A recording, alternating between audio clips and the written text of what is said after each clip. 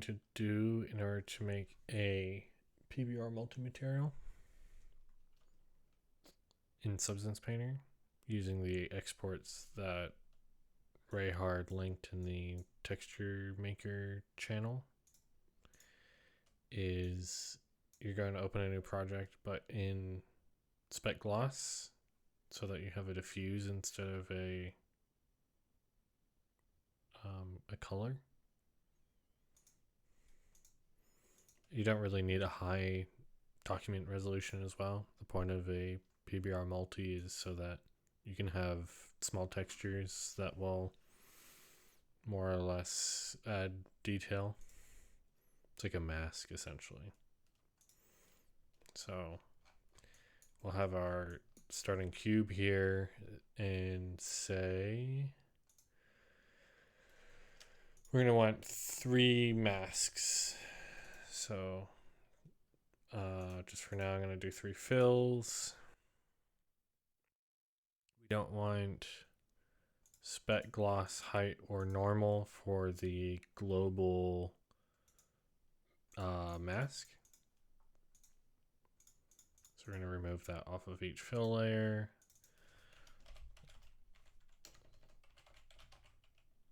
And then we're going to name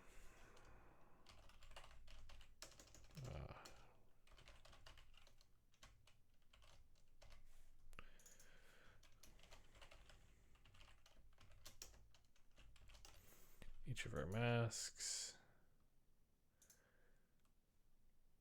The default color, I believe, should be black, because if it was white, it would be all 3 of the masks. We'll just add black masks to each of these as well.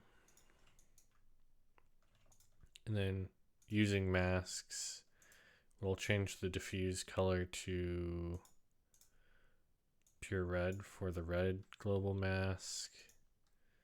For the green global mask, it will be pure green. And for the blue global mask, it will be full blue. And so when we go in and we paint on the cube in different spots with our mask,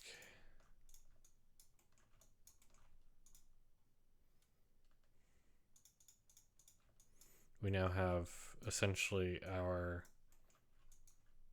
global mask map. You can always use different smart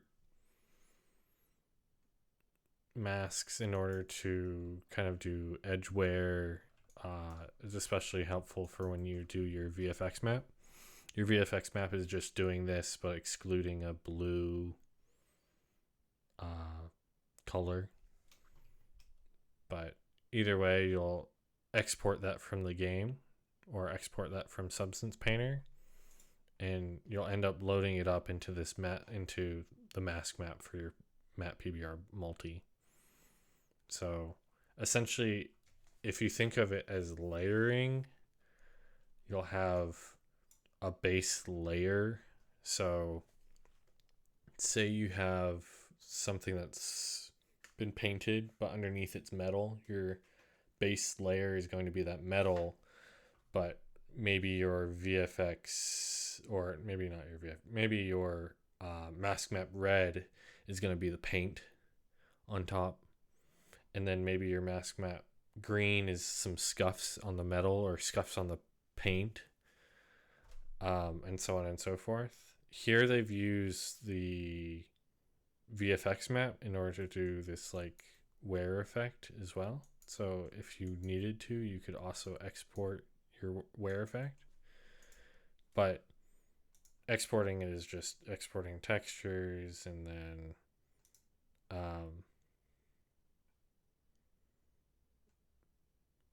you would choose an output template, which is one of the ones that they offered us. And since we're exporting our mask, we use the mask template.